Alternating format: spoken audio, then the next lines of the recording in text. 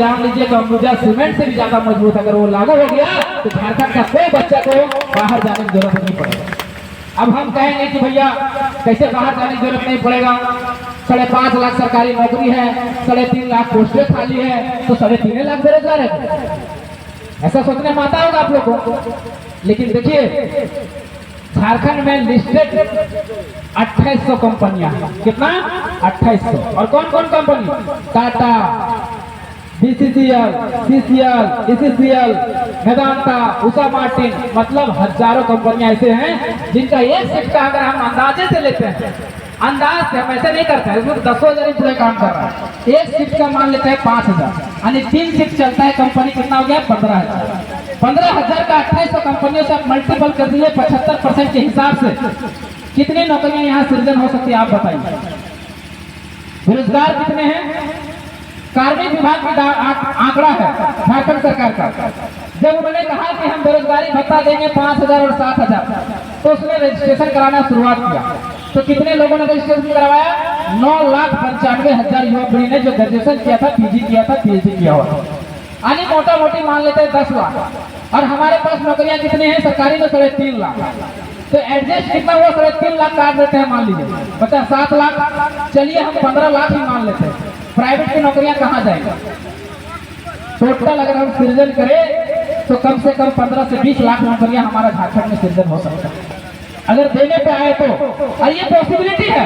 अभी कर्नाटक की सरकार ने भी कल परसों जो लाया कि कन्नड़ भाषियों के लिए डायरेक्ट उन्होंने कहा कन्नड़ भाषियों के लिए 100% प्राइवेट हो या सरकारी रिजर्व करें।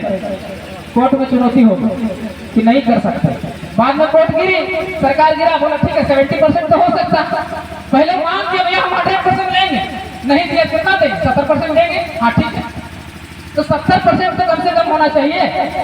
अरे कर्नाटका यानी कन्नड़, हम लोग कर्नाटका यानी बेंगलोर गए थे सभा करने के लिए।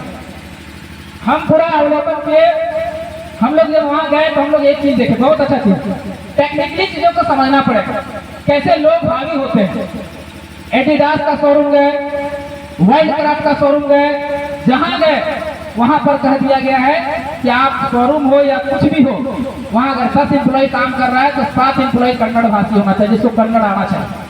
और मोस्ट इंपोर्टेंट, कन्नड़ के साथ साथ उसको इंग्लिश आना चाहिए, तब वहां काम कर सकता है। और अगर नहीं देता है तो कोई भी छोटा छोटा जो संगठन है, जो क्षेत्रीय पार्टियां हैं, उसका कार्यकर्ता उठ के चला जाता है, कहता भैया 7 जो तुम्हारा है लिस्ट दिखाओ, और नहीं है तो डालो, नहीं तो शटर गिराओ।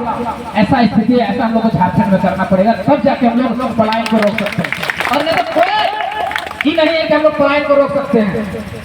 हम नहीं कहते हैं कि बड़े बड़े पद हैं जो CMD के MD के पद हैं उसमें 75% लागू किया जाए, उसको ओपन छोड़ा जाए, क्योंकि CMD और MD का पद अगर हमारे पास नहीं है, हमारे युवा पीढ़ी उतना पढ़े लिखे नहीं है, तो C और D के लेवल के हैं, इसका गारंटी हम दे सकते हैं।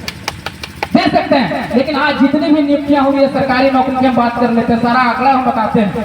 सरकार वादा करके आई, इसके सारा वादों को हम बताते हैं। पहला इसका वादा था कि हम आएंगे 1932 का खतियान लागू करेंगे, स्थानीय नीति बनाएंगे, नियोजन नीति लाएंगे, खनन नीति लाएंगे, उद्योग नीति लाएंगे। लेकिन इस सरकार आज तक के सबसे भ्रष्ट और सबसे गद्दार और सबसे घटिया सरकार। ऐसा मैं इसलिए कह रहा हूँ कि 1932 तो छोड़ दीजिए, 1932 तो ये लोग पांव पे फंसा ही दिया, बोल दिया कि बीजेपी की सरकार ने नहीं करने दिया। तो भैया जब एक बार फेलियर हुआ तो आप सेकंड बार उसमें संशोधन करके लाए क्यों?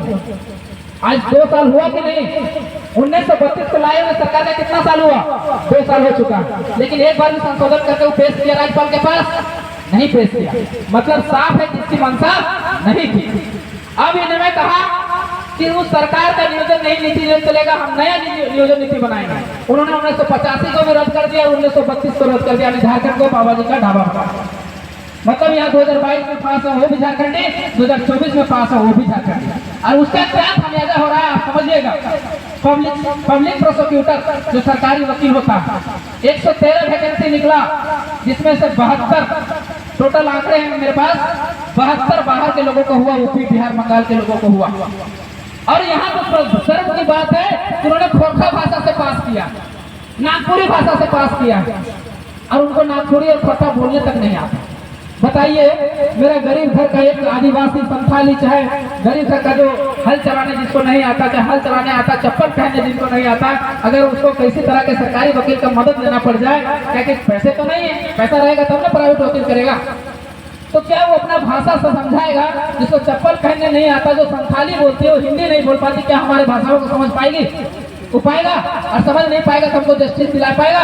नहीं दिला पाएगा, कभी नहीं दिला पाएगा। और 72 बाहर के लोग घुसे हुए पब्लिक प्रोसिक्यूटर में, जो बहुत बड़ा पद है, छोटा मोटा पद नहीं है।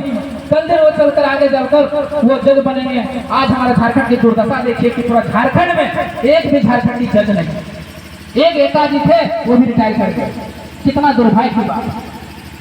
राजीव रंजन श्रीवास्तव जो कानूनी सलाहकार बना हुआ सरकार का, इसने 2002 के डोमिसाइल नीति को चैलेंज किया था, उसको कानूनी सलाहकार बना दिया गया। बताइए, ये आदमी कानूनी सलाहकार रहेगा 1932 पास होगा पाएगा? और हम कितना गुलाम हो चुके हैं, मानसिक गुलाम हो चुके हैं।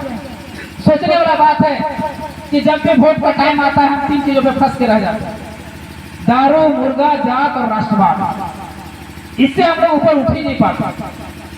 भैया 3 चीजों से दुनिया चलेगी। अगर कोई भी मनुष्य, कोई भी जाति, धर्म, लिंग, संप्रदाय का हो, अगर जन्म लिया है तो सबसे पहले उसको जरूरत पड़ेगी रोटी का। और रोटी कहाँ से आएगा? रोजगार से आएगा। और रोजगार कहाँ से आएगा? वो शिक्षा से आएगा। इसलिए शास्त्रों में भी कहा गया है, विद्या दत्ति विनयम। विद्या विनय देती है, विनय से पात्रता आता है, पात्रता से उसको रोजगार मिलता है, रोजगार मिलता है तो उसके पास पैसे आते हैं, धर्म आते हैं, धर्म से धर्म का विकास होता है, कोई भी जात संप्रदाय का रहा है। तो इसलिए हमें सबसे पहले शिक्षा चाहिए। अब बात करते हैं, जब शिक्षा चाहिए तो ये लोग जानता था कि पढ़ेगा लिखेगा। विनोद बाबू का नारा भी था कि पढ़ो और लड़ो। तो इन लोगों ने देखा कि अगर पढ़ लिख लेगा तो इतना लूटेंगे कैसे, इस खनिज संपदा को लूटेंगे कैसे? ये झारखंड जिसके अंदर 40% खनिज होते हुए 42% गरीबी है, इससे बड़ा दुर्भाग्य की बात हो ही नहीं सकता झारखंडियों के लिए। 42% गरीबी वाला। उन्होंने कहा पढ़ो और लड़ो, तो इन्होंने कहा भैया पढ़ने नहीं देना, तो लड़ेगा कैसे?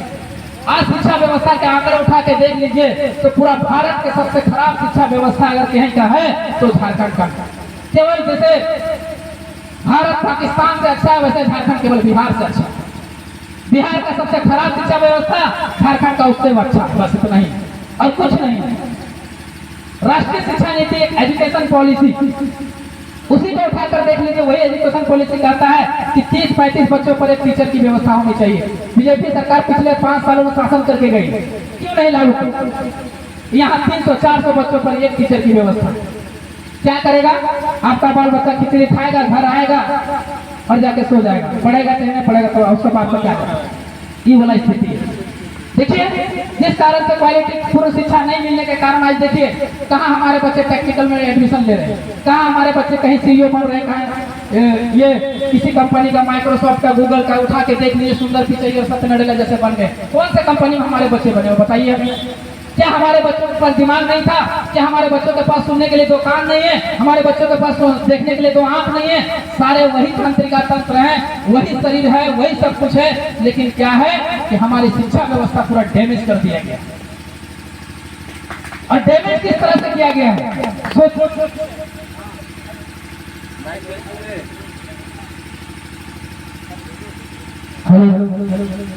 छोटा सा एक उदाहरण देंगे कि कैसे शिक्षा व्यवस्था को डैमेज किया गया। जब बिहार में शामिल था, लालू यादव मुख्यमंत्री थे, वो एक बार केरल गए तो किसी IAS ने उसके सचिव ने बताया कि केरल की जो शिक्षा व्यवस्था है वो पूरा टॉप पर है। बोला आपका शिक्षा व्यवस्था कितना है? तो बोला 35% में। 35% का रिजल्ट कितना है? उस समय उसका 75 के आसपास चल रहा था। तो बोले 75 और हमारा 35 मतलब आधा, तो कैसे शिक्षित किया जाएगा? तो बोले ठीक है, लाओ और दिव्या जलाओ और शिक्षित करो नीति।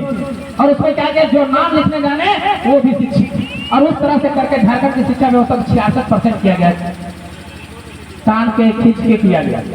मतलब सही मायने में हमारा शिक्षा व्यवस्था देखे तो आज हम लोग 40% ही शिक्षित, जो सही से बोलना जानता है, लिखना जानता है, पढ़ना जानता है, और टेक्निकल शिक्षा में तो है ही नहीं।